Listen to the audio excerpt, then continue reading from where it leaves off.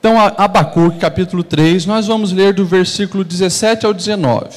Diz assim: mesmo não florescendo a figueira e não havendo uvas na videira, mesmo falhando a safra de azeitona e não havendo produção de alimento nas lavouras, nem ovelhas no curral e nem boi no estábulo, ainda assim eu exultarei no Senhor e me alegrarei no Deus da minha salvação.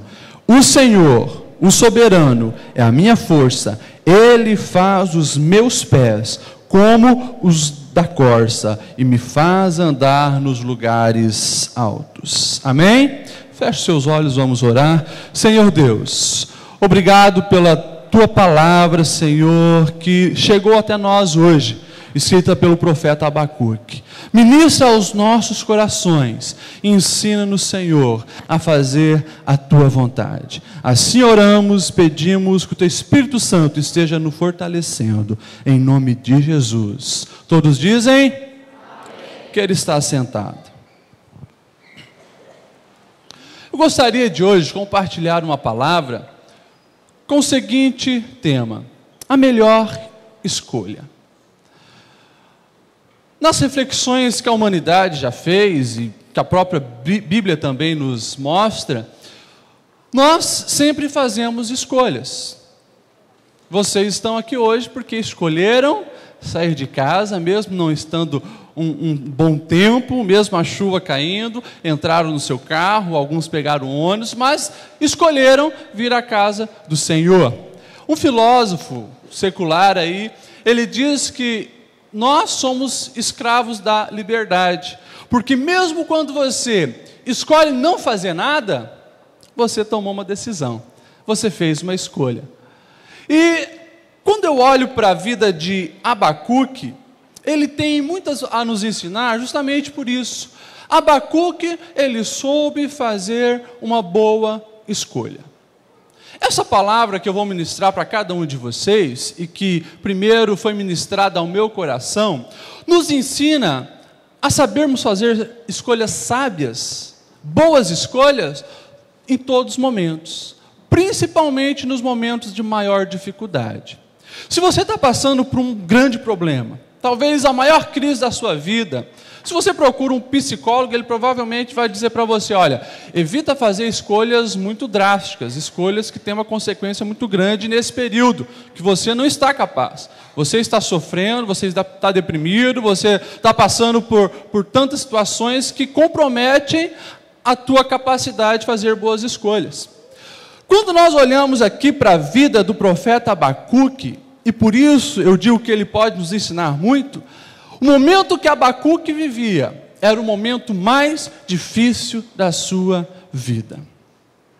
Para que nós venhamos entender, depois do grande rei Davi, nós conhecemos a história de Salomão, em torno de 1000 a.C., depois, quando veio o filho de Salomão, o neto de Davi, os reinos foram divididos.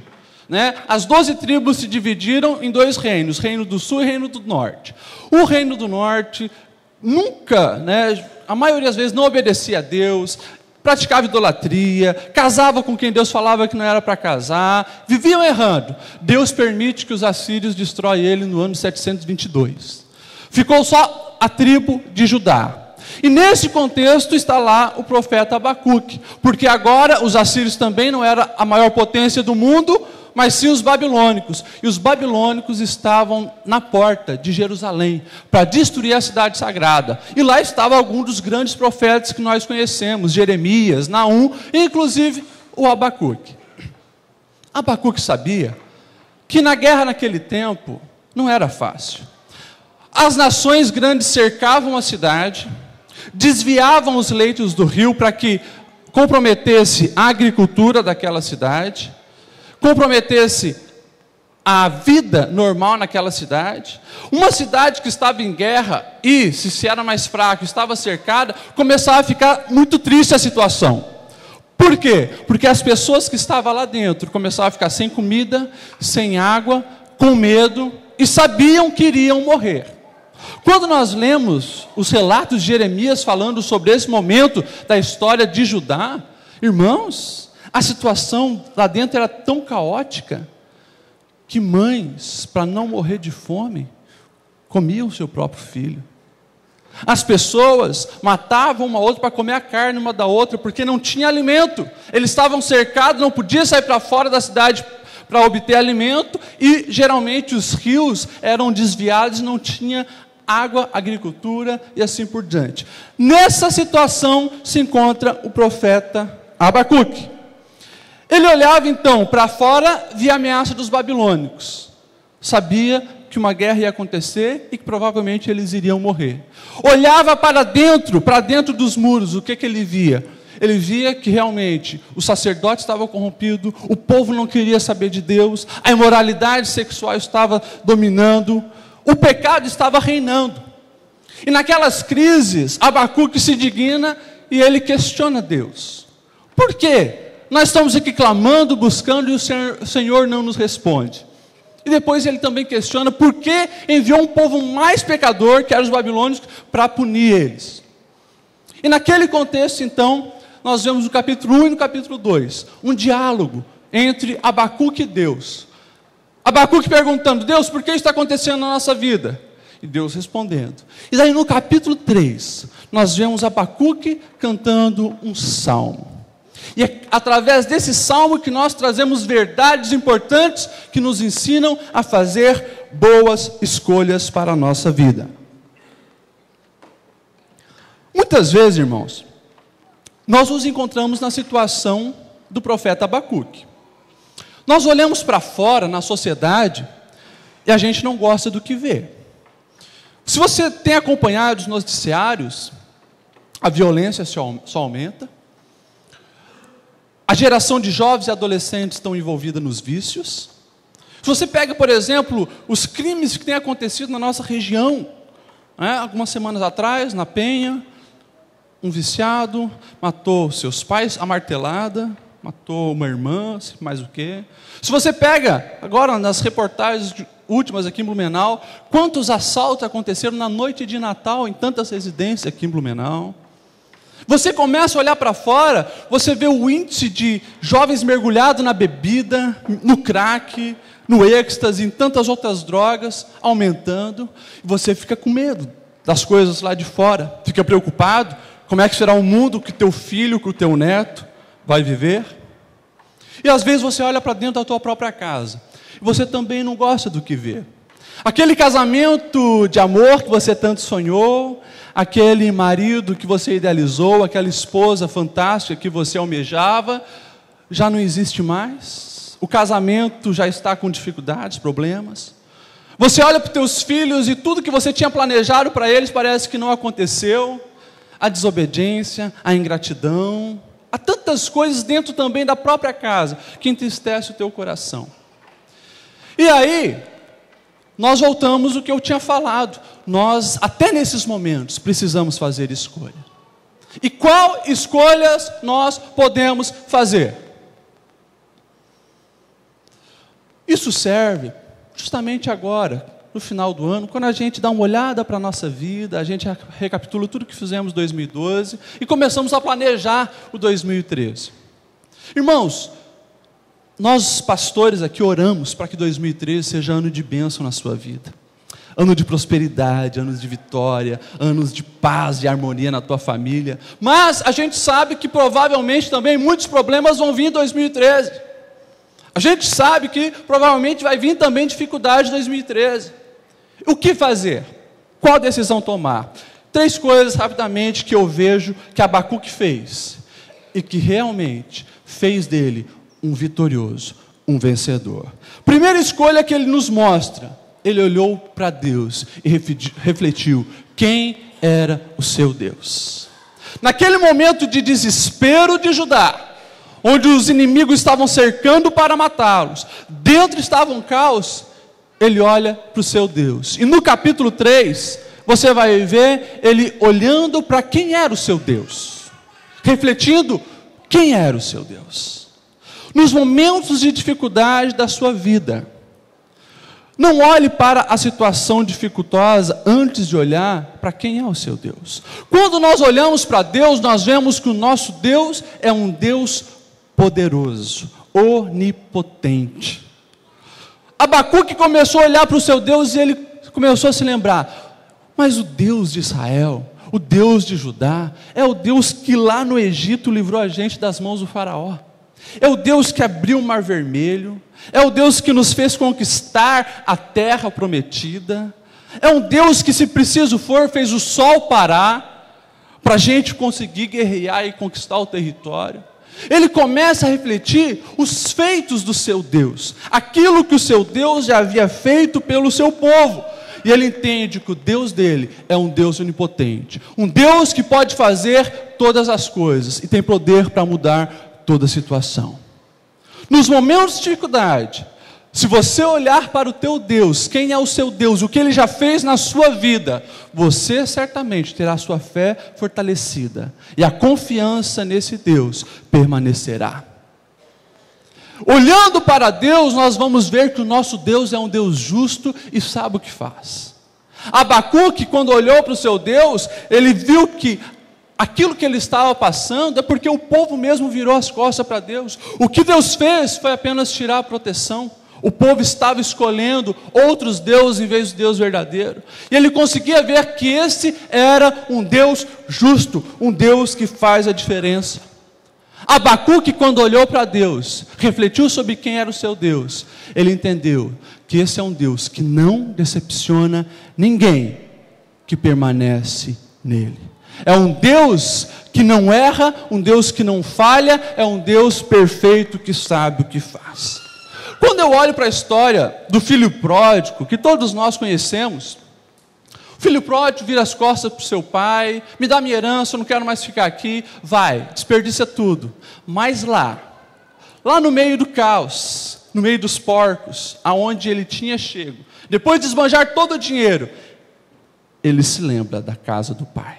Ele se lembra quem é o seu pai, ele se lembra da misericórdia do pai. Ele faz meia volta e chega na casa do pai, se humilhando, mas sabia quem era o seu pai.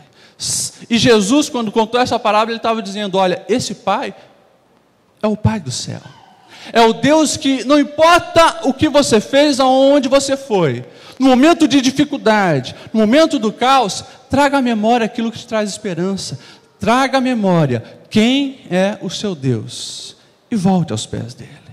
Então, nos momentos de dificuldade, primeira coisa que você precisa fazer, meu irmão, olhe para o seu Deus, reflita quem é o seu Deus, e você vai ter a tua fé fortalecida. Segundo lugar, Abacuque escolheu ser um adorador, independente das circunstâncias.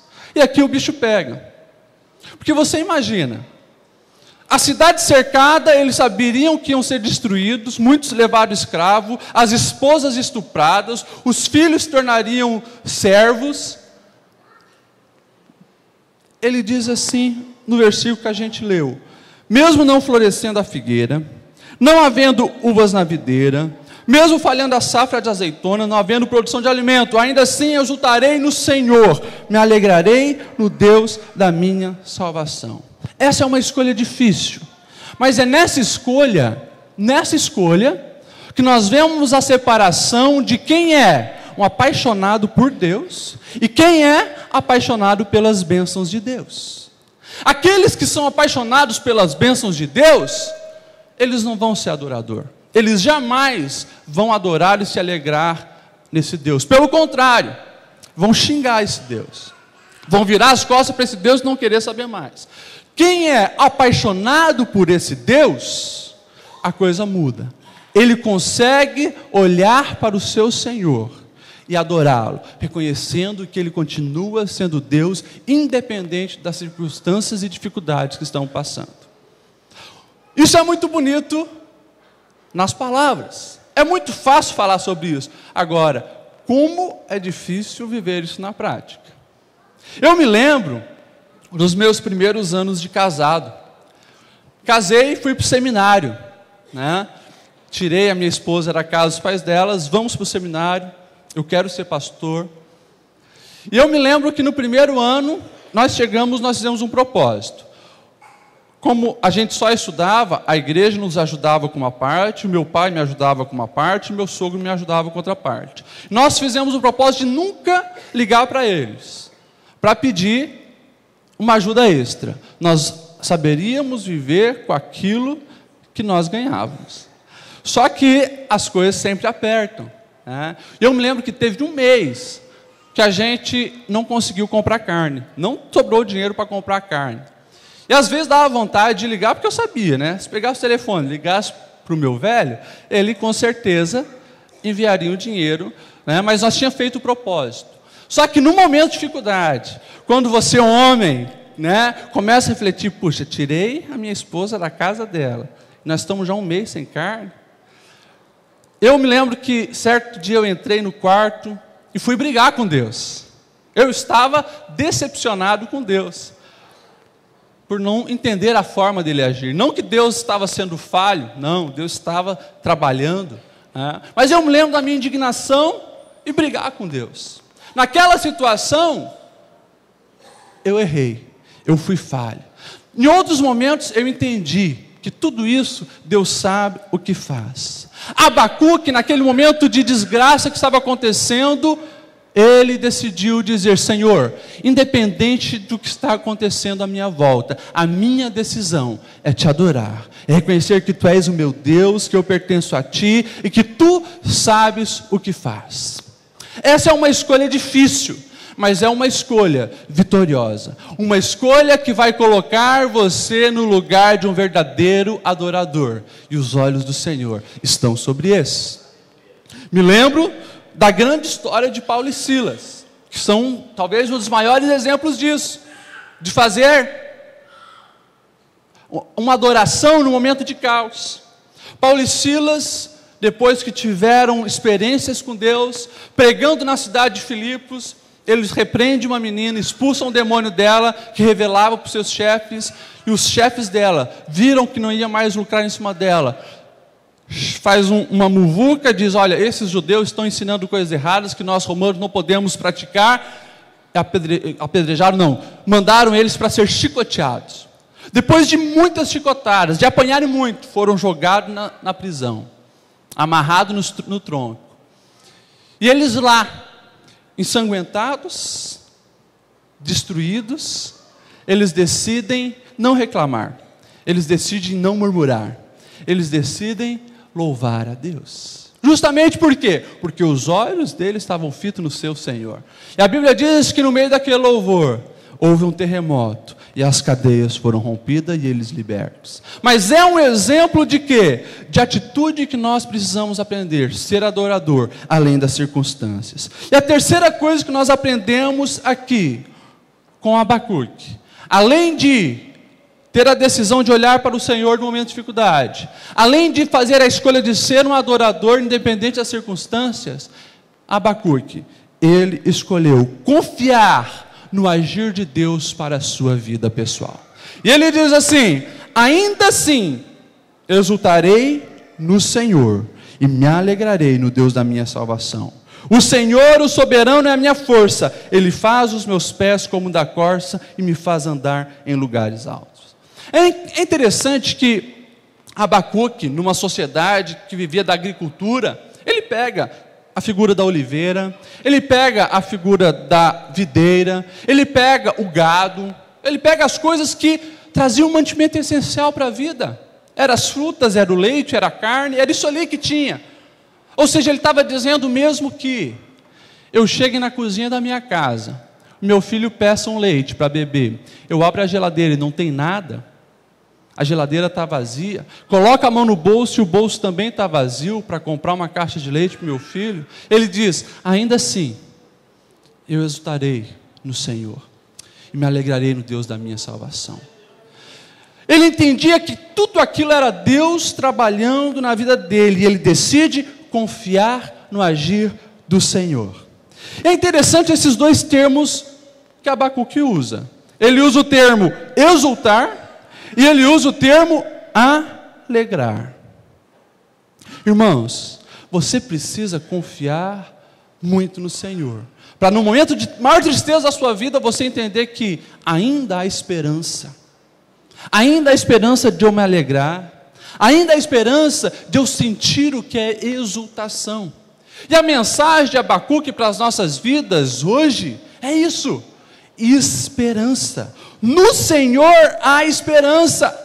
Deus permite que nós venhamos às vezes passar por coisas ruins, para nos lapidar, para nos ensinar, para nos fazer amadurecer, crescer, nos lapidar. Deus muitas vezes permite que nós venhamos estar em situação difícil com nossa família, com nossos filhos, com nossos casamentos, para que nós venhamos olhar para Ele, para que nós venhamos escolher a posição de adorador e confiar que Ele sabe o que faz, mas o que nós precisamos fazer? Estar no centro da vontade dEle. Eu gosto muito da fala de José, aquele José que a gente conhece como a história de José no Egito. Foi vendido pelos seus irmãos, traído pelos seus familiares, jogado num poço, vendido como escravo, onde ele estava cumprindo a função de escravo, é traído pela mulher do chefe, que engana ele, vai para a prisão, daí depois ele consegue revelar os sonhos, que Deus dá sabedoria para ele, e se torna governador do Egito. Daí quando os irmãos, que estavam passando fome, vão lá, e ele se revela que ele é José, ele diz assim: olha, não fique com remorso por vocês terem me jogado naquele poço e me vendido como escravo. Deus tinha o controle de toda a situação, para que hoje eu pudesse estar abençoando a vida de vocês. Isso é a noção de que com Deus, se você está no centro da vontade de Deus, você sabe que lá no final vai dar tudo certo. Há uma esperança. E ele diz assim: Deus me faz andar nos lugares altos, assim como a corça. Na aridez da Palestina, cheio de montanhas áridas, é lindo quando nós vemos as corças. Um animal simples, parecido com uma gazela, pulando em montanhas e montanhas, subindo em lugares que, na ótica humana, como é que um animal com 4 patas consegue ficar lá em cima e se equilibrar? E o recado que Abacuque estava dando era justamente esse: quando nós estamos firmados em Deus, independente dos lugares áridos, independente da aridade da vida, independente dos problemas, Ele nos faz permanecer lá, Ele nos faz descansar lá, porque Ele é a nossa sustentação.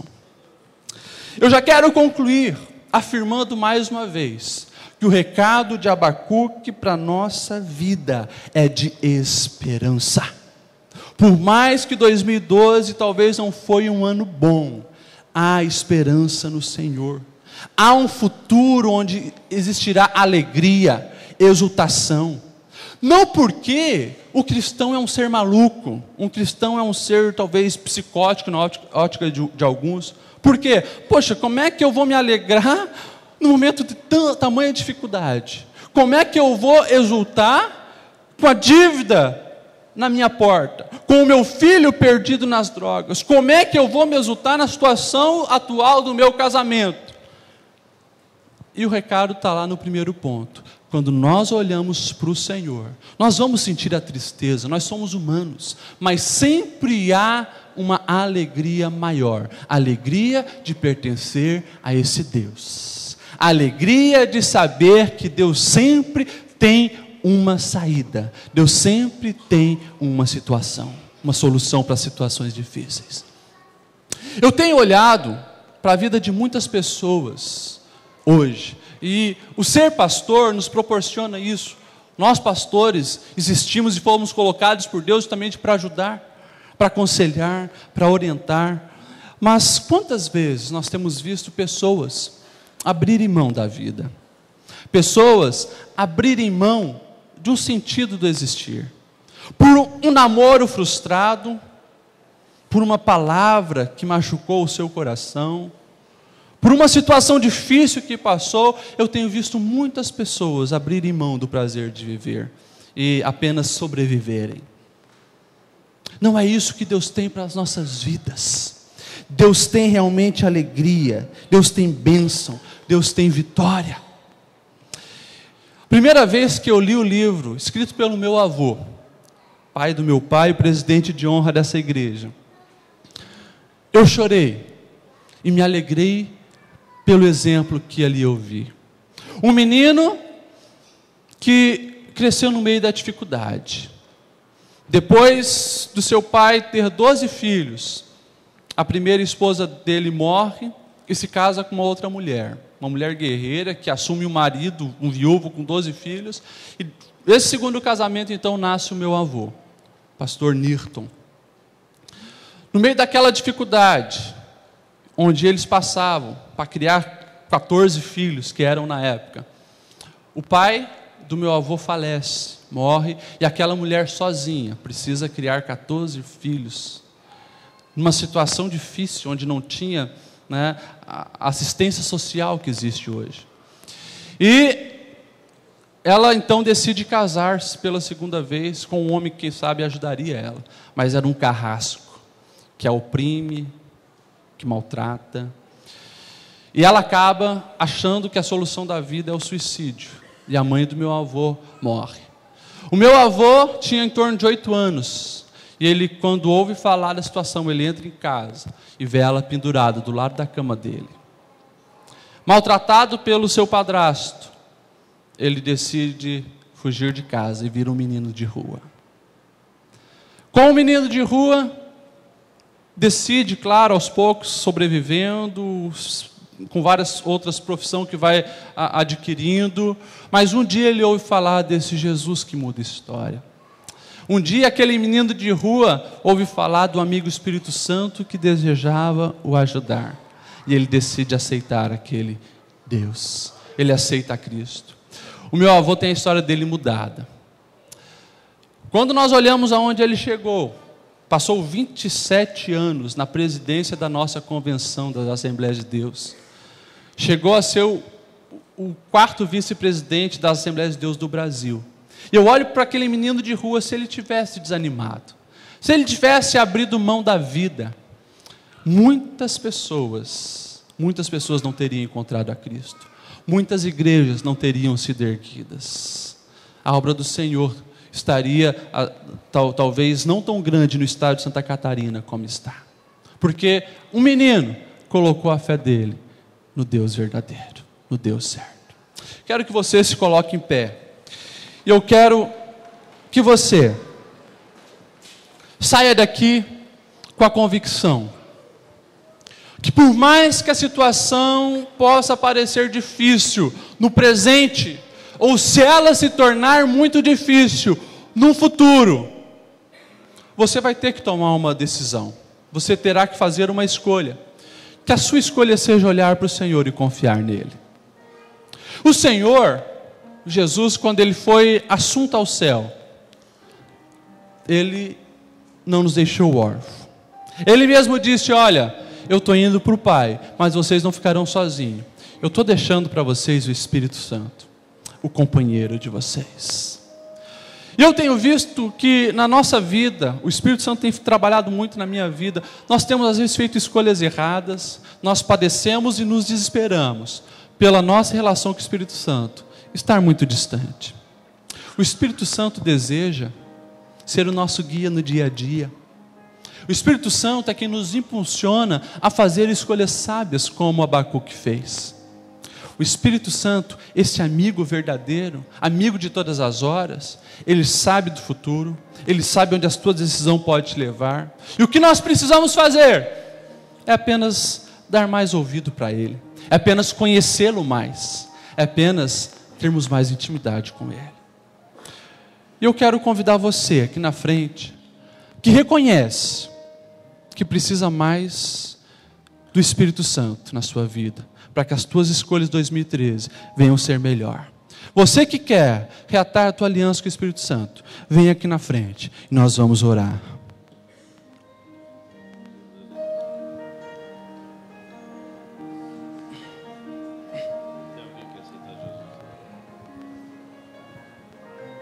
Se tem alguém aqui que ainda não aceitou Jesus, eu quero que você tome essa decisão. Gostaria muito de ver você tomar essa decisão. Às vezes nós usamos esse termo, aceitar Jesus, mas o que é aceitar Jesus? É você estar decidido a seguir as orientações dele, receber ele na sua vida e seguir as orientações dele. Tem alguém que deseja aceitar Jesus hoje, que ainda não fez uma oração de confissão? Nós temos ali uma pessoa. Depois nós estaremos conversando pessoalmente contigo.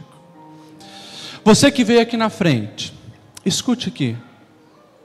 As palavras de Jesus, quando Ele nos deu o Espírito Santo como presente, não foram faladas para que fosse apenas colocado na Bíblia ou para que houvesse tantas reflexões teológicas sobre isso. Não. O Espírito Santo foi nos dado para ser o nosso mestre, o nosso guia diário. Eu muitas vezes tomei decisões erradas na minha vida, falei coisas que não devia, fiz escolhas que não devia, muitas vezes por não ter consultado o Espírito Santo. E a gente colhe tantas coisas erradas por isso.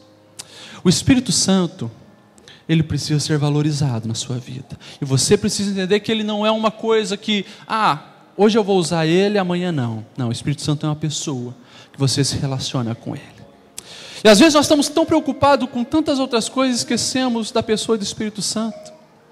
Você já viu quando você recebe o teu salário? Você recebe o teu salário e você coloca no bolso, às vezes dentro da carteira. Daí você entra numa loja, quando você sai você vê se está ali. Você vê se a carteira está ali, porque é preciosa para você. Você senta num lugar, quando se levanta, confere se a carteira está ali, porque aquele dinheiro é importante para você. Muitas vezes nós agimos assim, dando mais valor para o nosso celular, para a nossa carteira, do que para o Espírito Santo.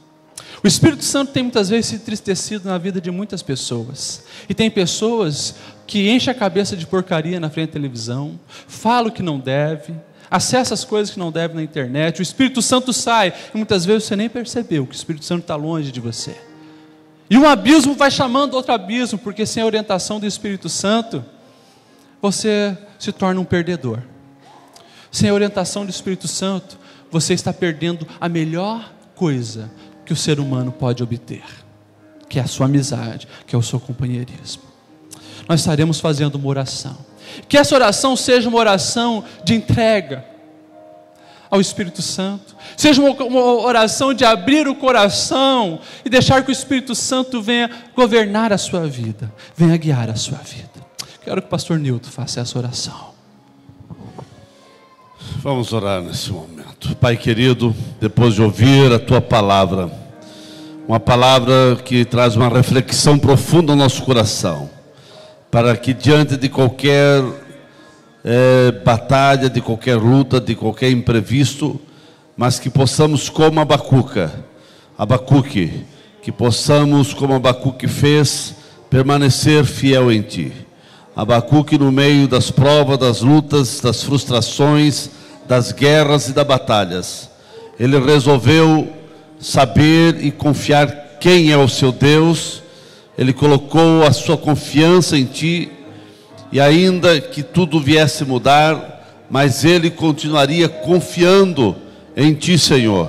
E assim que essas pessoas que vieram aqui à frente possam ter experiências contigo, mesmo no meio das provas e das lutas, que essas pessoas possam exultar, adorar o Teu nome, glorificar o Teu nome, e assim, ó Deus, que a Tua bênção venha de uma forma muito especial sobre essas pessoas. Deus, que cada um que está aqui possa Te conhecer melhor. Espírito Santo, entra nessas vidas, faz morada, que essas pessoas possam ter relacionamento contigo.